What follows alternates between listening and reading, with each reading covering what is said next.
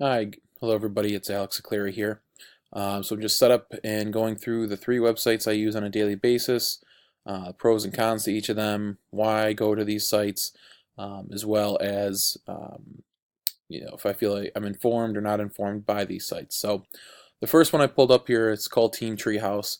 It's a site that's built for people who want to learn how to code. Either they're looking at Android, Apple, you want to build an app, websites. All this information here is pertaining to how, sort little clips, videos. I'll click on this here for you.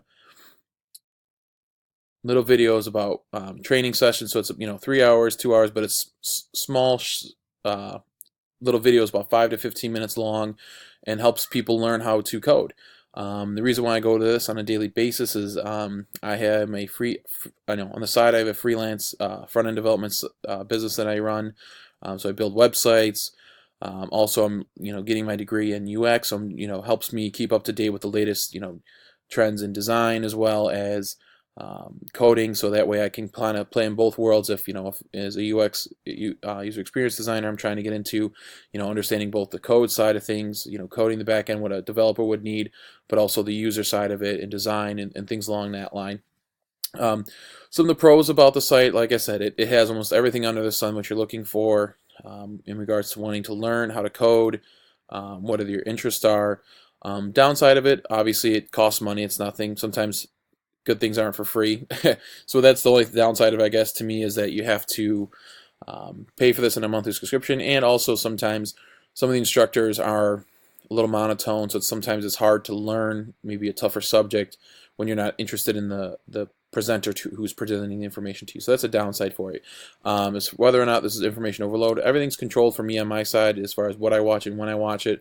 It's a learn at your own pace kind of environment, so I think that's a positive. But yeah, that's one reason why I go to this site on a daily basis. Always keep up to date on the latest trends in web design, development. So I'm making sure I'm keeping up to date with my, my future career and what I'm building for my career in the future. Another site that I go to on a daily basis is Twitter. I find it a useful site for keeping up with friends at home, back in Buffalo, or even local friends here in Orlando. I moved to recently, about a year and a half ago now, to Orlando. Other things that I like to keep up with is, being from Buffalo originally, that I still follow some of the people back in Buffalo for sports, some of my sports teams I follow. Also, positives about this, I think it's a great way to great way to have information about things that are going on, news.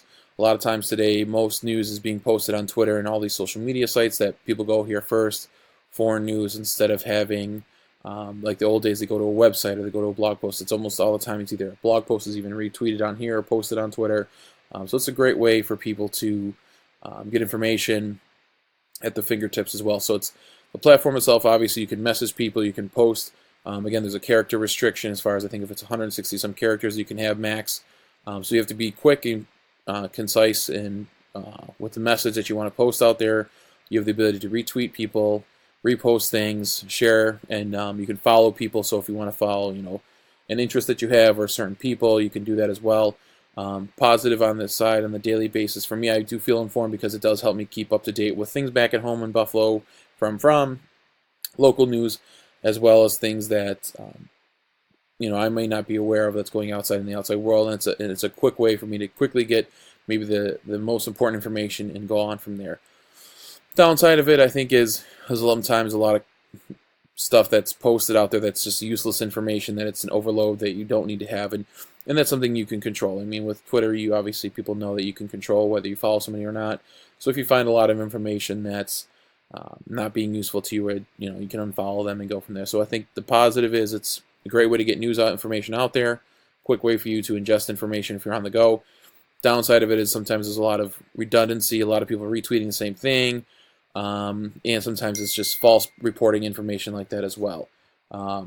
That's the downside is I see too, is that sometimes it's a lot of, again, people posting information out there that may not be sources that are correct, especially when it comes to media, news, and then, backtracking later just because they want to be the first one to tweet it out, or first one to put the information out there when their sources aren't correct. So I guess that's the downside of it if people rely on that for their news only, that it sometimes might not be correct.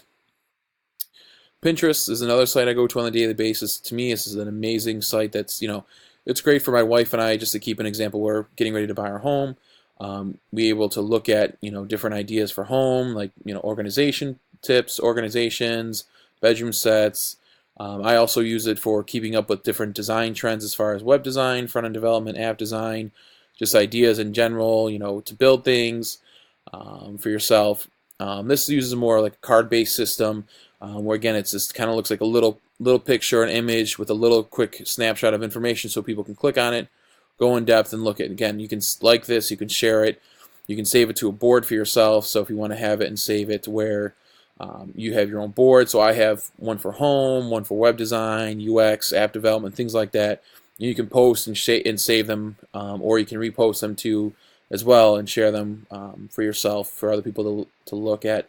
The other thing about this, the positive is that it gets you ideas that people have other ideas out there, and you can actually keep up their interests and like them or not like them. Downside of it is it's not really news related a lot of times, so it's just kind of just fun information. There's no, I guess, downside to it. Maybe sometimes you get a lot of, again, a retread of the same information, the same thing posted over and over again by different people that you follow. So that's kind of the 3 sites that I go to and why I go to them, get ideas and things like that. And yeah, that's me. So that's the 3 sites I use on a daily basis.